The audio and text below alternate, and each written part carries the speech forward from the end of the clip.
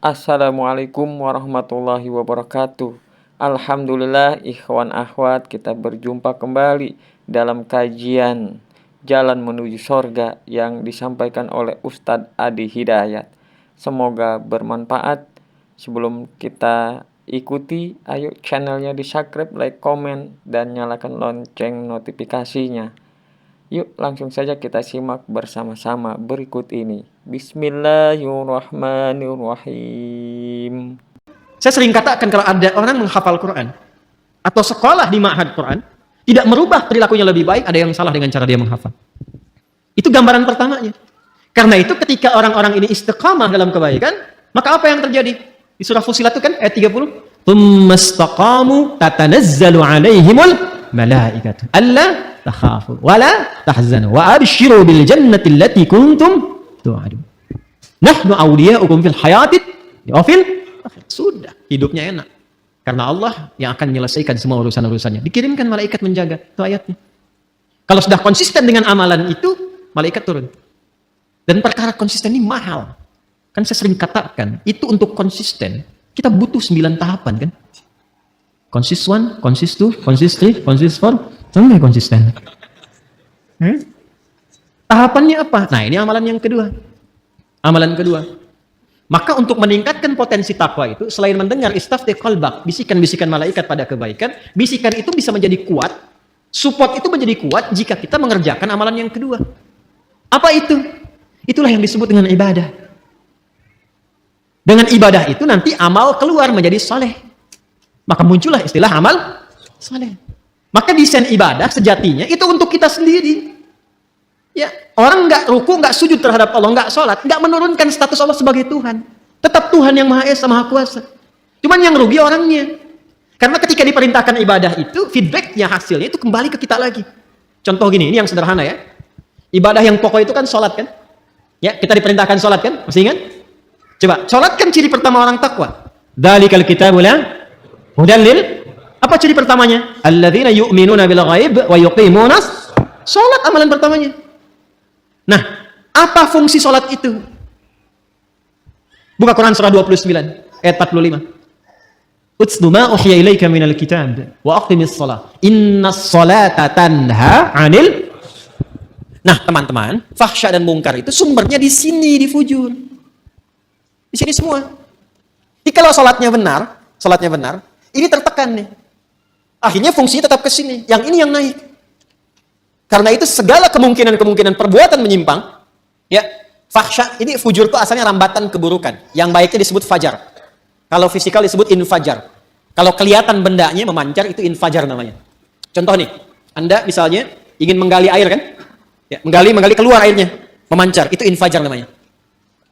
Nabi Musa punya tongkat ya, tongkat kayu beliau, dipukulkan ke batu kan? Tongkat kayu dipukul ke batu, kira-kira yang hancur apa? Harusnya kan kayunya kan? Tapi karena ini mu'jizat itu berbeda. Untuk ditampakkan kekuatannya supaya manusia ingat kepada Allah dan mengikuti bimbingan Rasul. Melemahkan semua persepsi manusia. Dipukulkan ke batu, keluarlah 12 mata air. Ketika keluar memancar itu bahasa Qur'annya infajar. Al-Baqarah ayat 60, Quran surah 2 ayat 60. Wa idhistasqa Musa liqaumihi faqulna dhrib bi'asakal fanfajarat min husnata asyrata. Tongkat kayu Nabi Musa dipukulkan ke batu, keluar 12 mata air. Anda punya tongkat emas, pukulkan ke batu, keluar 12 air mata. Itu keluar tuh, itu infajar. Ya, nanti ada makna majazi kiasan, disebut fajar namanya. Ya, cahaya matahari pertama yang membelah kegelapan malam itu disebut apa? Fajar. Nah, itu hakikinya. Majazinya adalah respon kita, sinyal kita yang menangkap seruan. Ketika fajar itu tiba, ditangkap oleh hati kita, suara adzan itu untuk mendekat kepada Allah. Waktunya subuh, pancarannya disebut dengan fajar. Lawan dari fajar itu, secara bahasa, itu disebut fujur. Rambatan-rambatan keburukan. Itu yang merambat nih, ada yang merambat ke syahwat faraj. Ya. Keluarnya apa? Porno aksi, pornografi, kata-kata jorok, LGBT, ya, longsor, gempa, banjir, tsunami, macam-macam tuh. Hati-hati. Bencana-bencana kalau semakin banyak, ada yang harus banyak direnungkan dan dievaluasi. Nah, hal-hal yang terkait dengan fahsya, zina, pornografi, porno aksi, dan turunan-turunannya, Itu yang terkait dengan rambatan-rambatan fujur yang disebabkan pada nafsu syahwat. Ada yang kedua, sumbernya merambatnya ke nafsu perut dan akal. Ingin selalu tampil lebih terhormat, ingin tampil sombong, ingin ambil ini, ambil itu lagi. Itu mungkar namanya. Mencuri, merampok, membunuh, menipu, hoax dan sebagainya itu mungkar. Karena itu diingkari langsung oleh jiwa kita. Fahsya dan mungkar itu bisa dicegah kalau kita bisa tekan ini.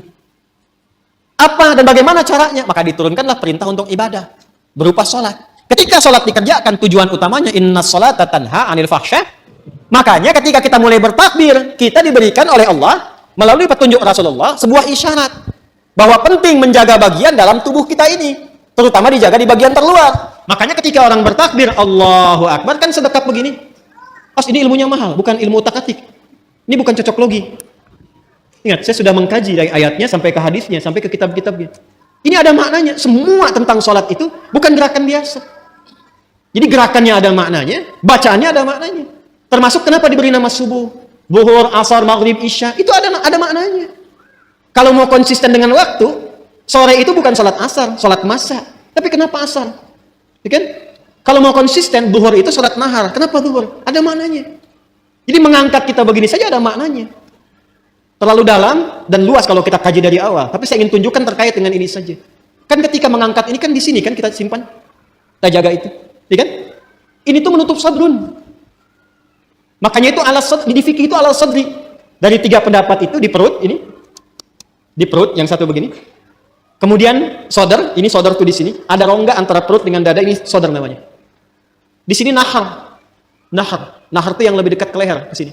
Ya, nahar di sini, ke tenggorokan di sini. Dia ada di sini, ada di sini, ada di sini. Yang lebih terlihat lebih kuat tuh di sini karena sesuai dengan pemaknaan ini, sodrun di sini.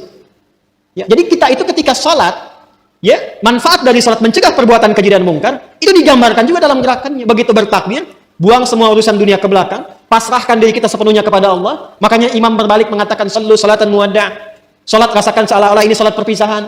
Kita akan menghadap Allah wa annahum ilaihi raji'un. Kan Al-Baqarah ayat 46 itu kalau pengen khusyuk, alladzina yadhunnuna annahum mulaqu rabbihim wa annahum ilaihi raji'un. Rasakan kita akan menghadap Allah dan mungkin itu salat terakhir yang kita tunaikan. Itu membawa kekhusyuan. Makanya kita pasrah dan buang semua urusan dunia ke belakang, jangan dibawa dalam salat. Kadang yang menyebabkan kadang yang menyebabkan ada orang tidak khusyuk itu ketika dia bertakbir dunia masih di bawah, itu problemnya. Jadi lisannya Allahu Akbar, tapi status IG-nya itu masih Akbar. Handphonenya itu masih Akbar. Sehingga kadang-kadang menghentikan sholat hanya untuk menjawab handphone. Ya, itu yang terjadi. Jadi ketika sudah diangkat, dibuang, disimpan di sini kan? Ya kan? Saya merajihkan yang ini. Saya secara pribadi ya. Kalau ingin bersedekap, saya merajihkan yang di sini. Dan kita menghormati yang di sini. Nggak boleh langsung cepat menyalahkan, tidak boleh. Saya tidak mengajarkan Anda untuk membawa peluru mempersalahkan orang lain. Biasakan berdiskusi dan banyak mendengar karena Allah menciptakan telinga kita 2. Lisan itu 1 supaya banyak mendengar. Jelas ya? Kalau tidak sepakat sampaikan alasan, setelah itu tetap berteman baik. Perbedaan pendapat tidak mengharuskan kita tidak minum teh bersama. Jelas ya? Baik. Dan disimpan di sini kan? Ini lebih semakna menjaga ini. Sadrun.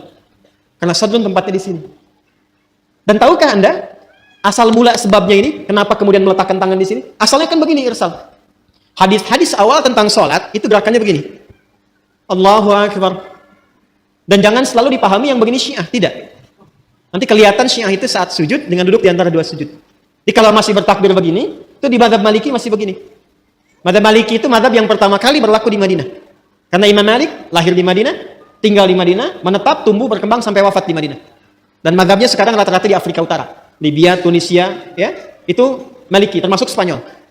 Jadi kalau misalnya Anda ke Mekah, umrah atau haji, semoga yang belum berangkat bisa dimudahkan insyaallah. Tidak cukup dengan amin, nabung.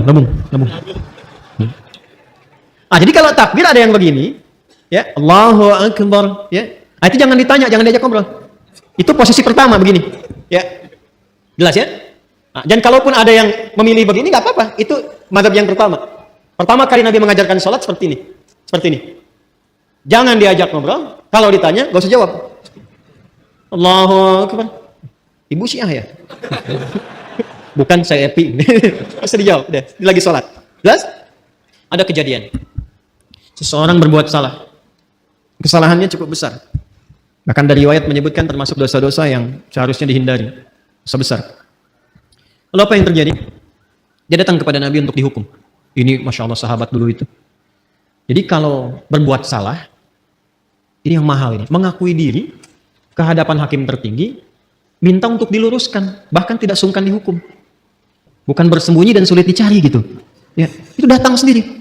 Datang. Ya Rasulullah, saya berbuat salah, tolong hukum saya. Itu qadar Allah menjelang sholat. Ini Nabi bilang, sudah, sholat aja dulu. Begitu sholat, turunlah kemudian Quran surah ke-11 Hud. Ayat ke-114.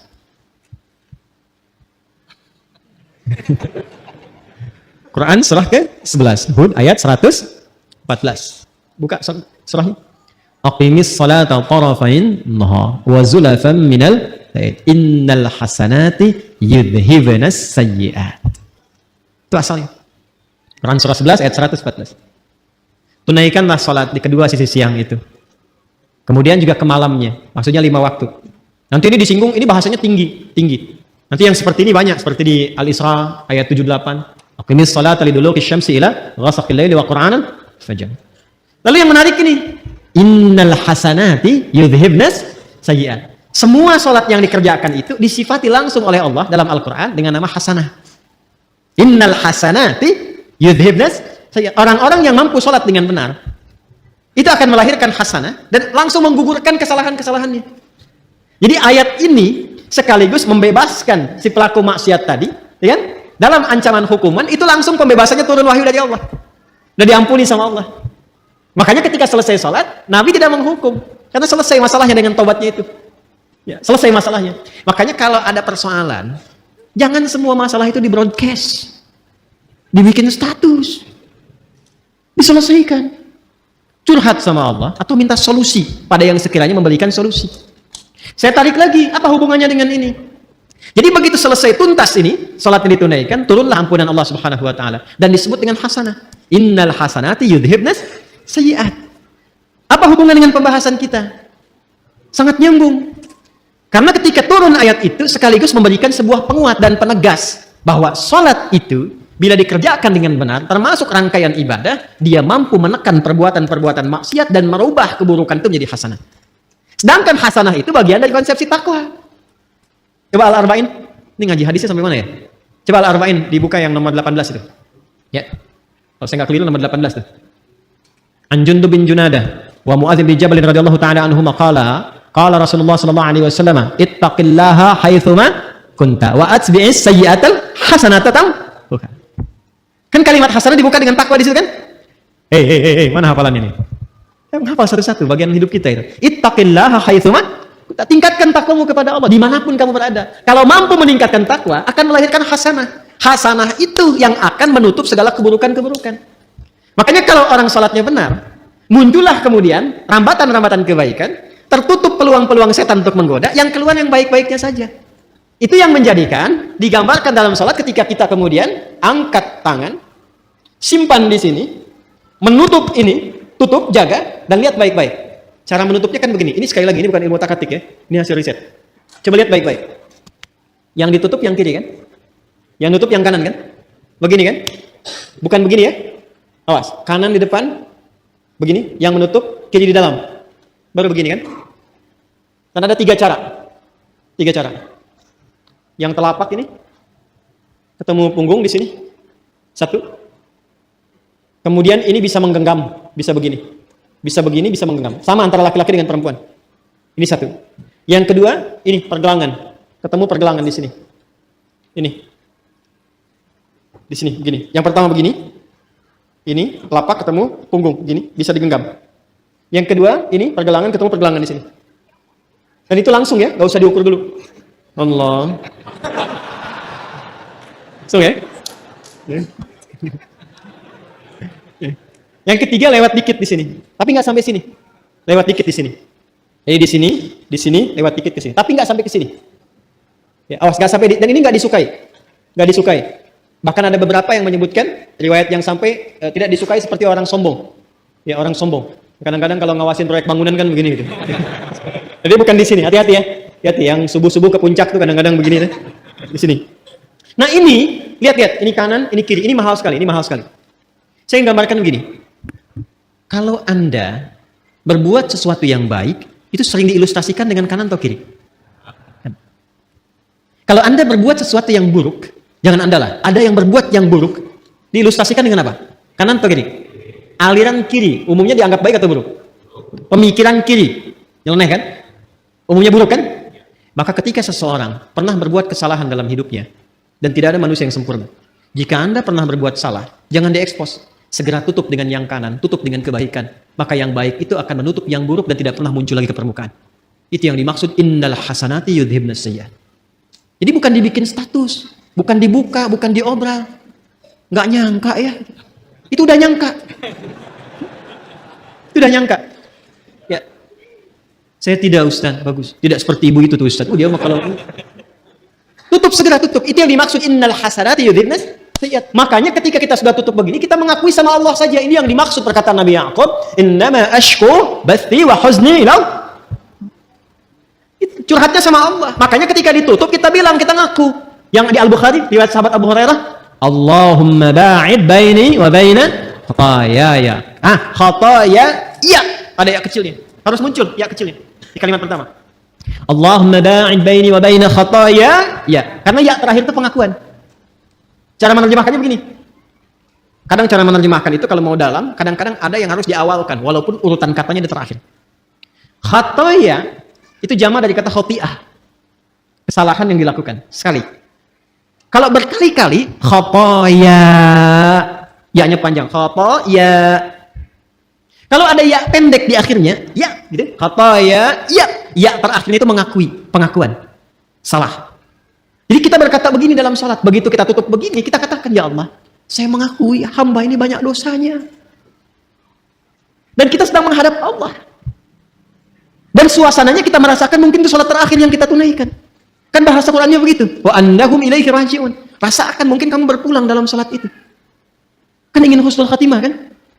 Makanya kita katakan, ya Allah, aku ini hamba merasa banyak dosa. Sebelum salat, mata salah lihat, lisan salah bicara, akal salah berpikir, sampai kaki salah melangkah, tapi masih berani kita untuk bersujud kepada Allah. Makanya kita minta ampunan. Datang kita mengatakan, hamba mengakui banyak salah ya Allah, tapi engkau itu maha pemaaf, maha pengampun. Maka hamba mohon, makanya pakai Allahumma. Allahumma itu ada ketawaduan di situ dan penuh harap. Ya, itu yang dimaksud Quran surah 7 ayat 205 itu. Wadhkur rabbaka fi nafsika tadarruan wa khifatan wa dunal jahri minal qaul. Kita mengharap, ya Allah, hamba mengakui banyak salah, banyak dosanya, namun engkau yang maha pengampun, pemaaf, yang tanpa batas pemaafanmu. Mohon jauhkan antara hamba dan kesalahan-kesalahan hamba di akhirat nanti, sejauh timur dan barat yang tidak pernah tampak. Hamba nggak pengen lihat lagi, karena di akhirat sekecil apapun ditampakkan. Wa may ya'mal mithqala dzarratin syarran yara. Kebaikan ditampakkan, keburukan pun tampak. Nah kita tuh nggak ingin lihat lagi itu. Sekarang ditutupi pun segelintir orang nggak lihat, tapi di akhirat diviralkan ke semua penghuni langit dan bumi. Makanya kalau nggak diperbaiki sekarang, mesti hati-hati. Cepat taubat dari sekarang. Untuk kita semua. Sebab kalau sudah alamnya berpindah, viralnya itu semua tahu. Oh, Adi Hidayat tuh begitu rupanya. Kelihatannya begini-begini, ternyata begitu. Begini, begitu. Begini, begitu. Kelihatan beda. Lain. Nah, kita nggak pengen itu tampak. Makanya pakai alif, ba'id. Ada pakai tasydid, ba'id. Ba'id sa'ni. Jam itu tolong jauhkan dariku. Pakai tasydid. Artinya jauhkan tapi masih kelihatan. Tapi kalau ba'id, jauhkan sejauh-jauhnya. Allah menaqqini minal khataaya kama yunaqqa thawbul abyadu minad danas. Ya Allah, kalau dosa itu seperti kotoran yang melekat, noda yang melekat di pakaian, maka sekalipun ya Allah, mesti dibaikin bahasa kita ya, atau dicuci bersihkan aja. Allah maghsilhu bil ma'i wal thalji wal barad. Ya Allah, kalau perlu gunakan air yang dingin untuk membersihkan. Ini bahasa majas tinggi sekali. Ini bahasa taubat yang dalam. Makanya kalau kita merasakan itu, paham bacaannya, itu bisa kita menghadirkan kehusyuan itu luar biasa. Luar biasa. Ada lagi doa yang lain. Allahu akbar kabira. Alhamdulillah katsira. Subhanallahi bukratan wa asila. Satu doa. Tambah lagi misalnya, wajjahtu wajhiya lilladzi fataras samawati wal arda hanifan muslima wa ma ana minal inna salati wa nusuki wa mahyaya wa mamati lillahi rabbil la syarika lahu bidzalika umirtu wa ana awwalul muslimin wa ana minal muslimin. Itu malaikat turun datang menjaga. Makanya Ali bin Abi Thalib sangat konsisten membaca doa itu dalam iftitahnya. Itu tinggi nilainya. Ya Allah, saya pasrah. Dalam salat ini kepada pencipta penguasa langit dan bumi. Ya Allah, saya sholat selama ini. Saya ibadah selama ini. Saya hidup pun ya Allah. Atau engkau wafatkan aku saat sholat ini. Aku pasrah. Lillahi Rabbil Alamin. La syarikalah, aku berikrar gak akan pernah musyrik kepadamu ya Allah. Dan mohon saksikan, wa ana minal muslimin, wa ana awalul muslimin, sejak saat ini saya sholat, saya akan lebih tunduk patuh pada semua ketentuanmu. Makanya kalau baca doa iftitah yang wajah tuh, habis sholat berbuat maksiat, wah, itu saya nggak bisa lukiskan. Tidak ada hal yang tidak tepat yang dilakukan. Nah, ini yang dimaksudkan itu. Ini yang tadi saya katakan, untuk menjaga takwa supaya muncul, supaya kuat, maka ibadah itu perbanyak. Di antaranya sholat, makanya sholatnya tingkatkan. Yang 5 itu standar, yang pokok itu. Tambah, semua menu sholat keluarkan. Dan rasakan perbedaannya. Rasakan perbedaannya. Rasakan bedanya, bedakan rasanya, dan pasti akan terasa bedanya. Menunya, keluarkan menunya. Apa saja sholat sunnahnya. Ya, dari mulai pagi, siang, sore, sampai ke malam. Lalu saya sih menyarankan pada diri saya dan mengajak pada teman-teman, sepanjang hidup, berusahalah semua menu sholat pernah ditunaikan. Ya, berusahalah. Rinci dulu. Minimal walaupun cuma sekali misalnya yang sunnah. Ketika dihisab di hari kiamat, alhamdulillah rapat kita bagus. Semua jenis sholat pernah kita kerjakan. Ya, sholat jenazah pernah? Halo, kenapa begini? Jenazah pernah? Itu langka itu, ya. Makanya kalau ada, sempatkan, kalau memungkinkan. Makanya pahalanya tinggi, 1 qirat sebesar gunung. Dan sholat-sholat yang lainnya, maksimalkan. Nah, apalagi yang lainnya, semua jenis ibadah. Baca Quran ibadah tidak? Ibadah. Makanya Quran itu tembusnya langsung ke jiwa. Wa syifa'un lima fis sudur. Mana Qurannya? Syifa'un lima fis sudur. Sedangkan setan tugasnya memberikan waswas. Alladzi waswisu fi sudur linnas. Lawan dari itu apa? Quran. Makanya kalau orang rajin baca Quran, bacanya benar, setan menjauh. Menjauh setan. Apalagi misalnya infak. Infak itu untuk melapangkan jiwa. Berbagi itu bisa melapangkan hati. Sama dengan memaafkan orang lain. Memaafkan, menahan amarah. Sama dengan infak itu kalau nggak lapang hatinya, nggak mungkin bisa berbagi. Makanya infak itu disandingkan dengan menahan amarah dan memaafkan orang. Itu satu sandingan di Ali Imran ayat 134. Alladzina yunfiquna fis sarra'i wad dharra wal kadhiminal ghaidha wal 'afina 'anil nas wallahu yuhibbul muhsinin. Dan itu ciri orang takwa. Karena ayat 133-nya berbicara tentang ciri orang takwa. Kan Anda tulis tadi, Quran surah 3 ayat 133 sampai 134. Wasari'u ila maghfiratin mir rabbikum wa jannatin 'arduha as-samawati wal ardu u'iddat lil. Siapa orang takwa yang punya surga seluas langit dan bumi ini? Dikasih surga seluas langit dan bumi, lapang sekali. Bagi siapa? Bagi orang yang lapang hatinya. Apa cirinya? Gemar berbagi, bisa memaafkan, menahan amarah. Itu latihan. Dan pada akhirnya kita berpikir tentang akhirat. Jadi merenungkan tentang akhirat, tentang kematian, kita akan pulang dan sebagainya. Itu bisa memperkuat jiwa takwa kita. Sehingga itu yang membuat kita gemar ibadah. Kan bekal akhirat itu ibadah. Ya kan? Harta yang kita bawa itu sekarang itu sifatnya duniawi.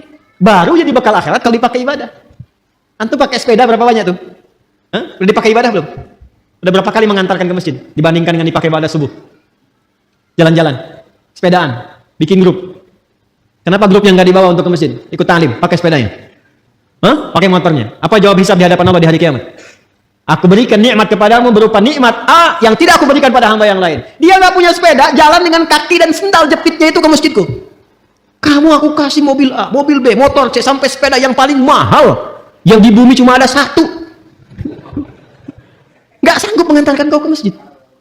Belum bisa dipakai ibadah. Buka lemari.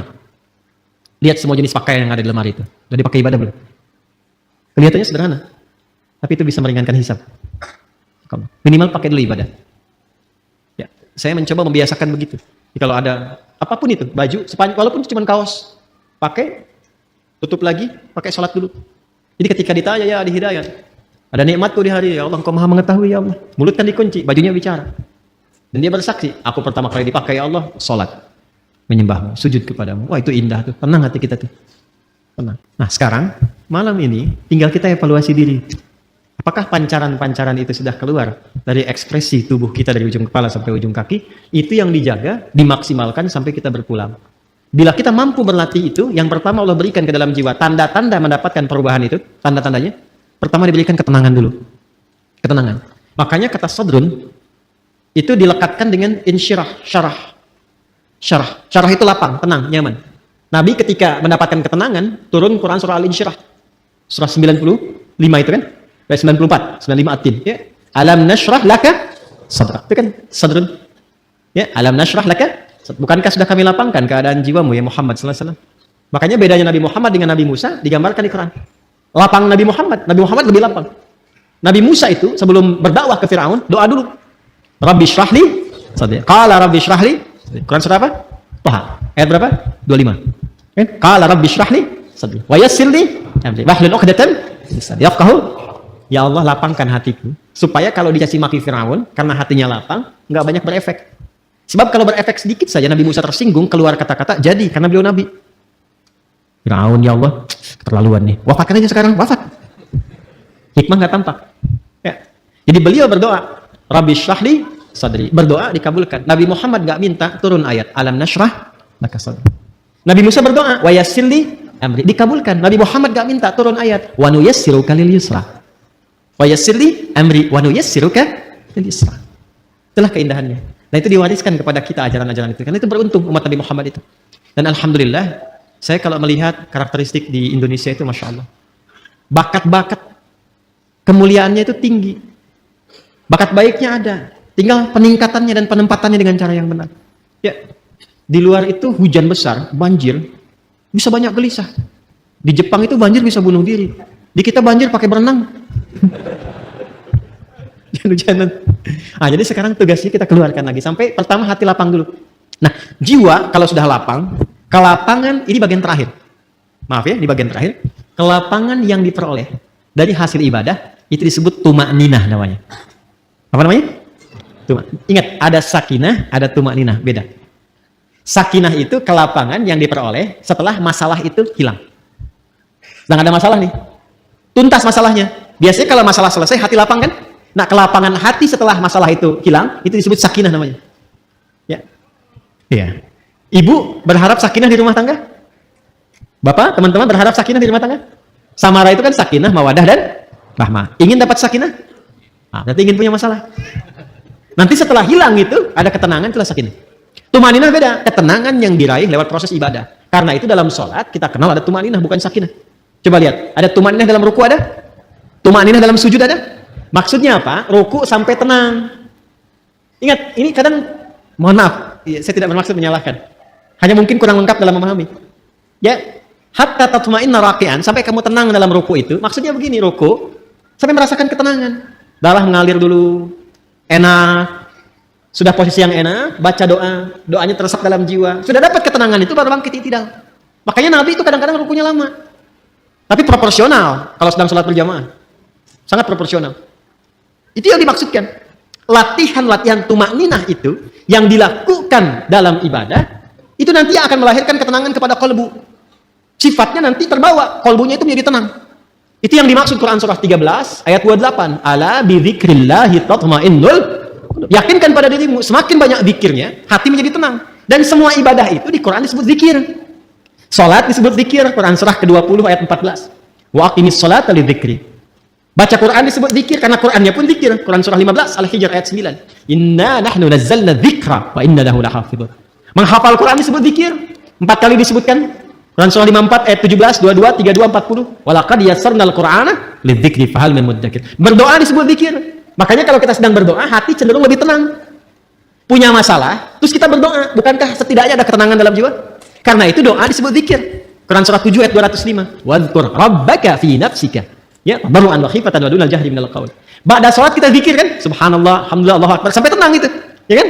Itu ada di Quran surah 4 ayat 103. Fa idza qadaitumus salata fadhkurullaha qiyaman wa qu'udan wa 'ala junubikum. Itu zikir. Apa manfaat zikir? Ala bi dzikrillah tatmainnul qulub. Qalbunya menjadi tenang. Ketika qalbu tenang, nafas ikut tenang karena nafas itu ada dalam qalbu. Maka sifat nafasnya akan berubah. Latihannya tumakninah, ketika sering tumakninah, maka sifat tumakninah akan melekat kepada nafas, maka berubahlah sifat nafas menjadi mutmainnah. Kalau ini dijaga sampai meninggal, sampai pulang, itu panggilannya tinggi di sisi Allah, dihargai betul kita. Dan dipanggil ketenangan jiwa itu. Maka turunlah Quran surah ke-89 ayat 27 sampai 30 itu. Ya ayyatuhan nafsul mutmainnah. Irji'i ila rabbiki radiyatan mardiyah. Fadkhuli fi ibadi wadkhuli jannah. Jannah di situ mau yang mana? Kata Allah, jadi bagian hambaku masuk surgaku. Nah, surga yang kita harapkan itu, yang dipanggil oleh Allah, ditampakkan. Kan di hari kiamat tuh, bukan sekedar hari kiamat, saat sakaratul maut itu ada yang ditampakkan oleh Allah. Makanya Sayyidah Asyah, radhiyallahu ta'ala anha, ya kan? Rahimahullah, istrinya Firaun, itu kan di akhir sakaratul mautnya, saat beliau diancam siksa oleh Firaun itu, apa yang terjadi? Dan diabadikan di Quran kan? Rabbi ibnili, mana Qurannya? Baitan indaka fil jannah wa najjini min Fir'aun wa amali. Ya Allah, bangunkan aku satu rumah di surga. Kan? Ya Allah, aku ridha, aku berislam di tengah-tengah banyak ancaman dan hukuman bahkan siksaan sekarang. Aku ridha ya Allah. Aku ridha, aku menerima semua itu sepanjang itu adalah bagian dari ketentuan. Mohon dengan segala ketulusan dan keridhaan perjuangan ini, berikan aku satu rumah di surga. Ditampakkan langsung. Makanya ketika ditampakkan senyum, riwayatnya kan begitu. Ya, riwayatnya kan begitu. Coba lihat di kitab Al-Bidayah wa Nihayah itu, jilid yang kedua. Ada 21 jilid yang kedua. Itu kisahnya Nabi Musa dan turunannya. Itu senyum. Makanya ketika senyum itu diperlihatkan itu. Ketika senyum, komen Firaun. Kita langsung dislike. Apa komennya? Ih, perempuan mau disiksa kok senyum. Firaun nggak tahu apa yang dia lihat pada saat itu. Maka ditampakkanlah kenikmatannya, tenang, senyum. Ketenangan itu yang menjadikan pulangnya tak terasa. Seperti rambut yang ditarik dari adonan yang sangat lembut itu. Halus. Ya kan? Ada yang lagi tiduran, tiba-tiba tidur untuk selamanya. Hati-hati yang lagi tiduran. Yang lagi baca Quran, ada yang lagi sujud meninggal. Ya kan? Ya, luar biasa tuh. Nah, itu yang dimaksudkan. Jadi semua nyambung. Nah, fadkhuli jannati, masuk ke surgaku. Surga yang mana yang dimasuki? Itu bergantung pada latihan ibadah kita untuk membentuk karakter nafsu mutmainah tadi. Makanya orang-orang yang masuk surga Firdaus pun latihannya nggak jauh dari sholat, dari zakat, menahan nafsu. Coba lihat Quran surah ke-23 tadi, ayat 1 sampai 11. Qad aflahal mu'minun. Siapa itu? Alladzina hum fi salatihim walladzina hum 'anil lagwi mu'ridun walladzina hum lizakati. Berbagi latihan sholat itu sampai ulaika humul warithun alladzina yarithunal firdausa hum fiha khalidun. Anda menulis di taman surga, Quran surah 51 tadi, ayat 15 sampai 23. Apa amalannya? Innal muttaqina fi jannatin wa 'uyun akhidina ma atahum rabbuhum innahum kanu qabla dzalika muhsinin. Apa amalannya? Kanu qalila minal laili ma yahja'un. Salat wa bil asharihum yastaghfirun, dzikir wa fi amwalihim haqqul lis-sa'ili wal mahrum, berbagi. Itu enggak jauh. Makanya hidup tuh itu aja yang dikeluarkan. Keluarkan kurikulum surganya, konsisten ikuti sampai meninggal, enggak susah. Itu aja. Kok meninggal juga? Oh, meninggal. Meninggal. Sama kita semua. CM, calon meninggal. Ya. Pasti meninggal kan?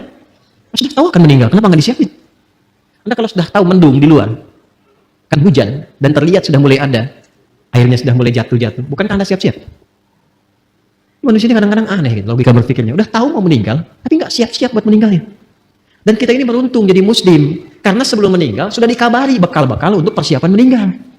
Dan diinfokan alam setelah meninggal. Temukan dimanapun, Anda nggak akan temukan keterangan bab-bab tentang pasca kematian. Ada apa, tahap stepnya kemana, bagaimana hasilnya, dan seterusnya.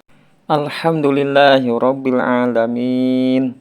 Subhanakallahumma wa bihamdika asyhadu an la ilaha illa anta astaghfiruka wa atubu ilaih. Wassalamualaikum warahmatullahi wabarakatuh.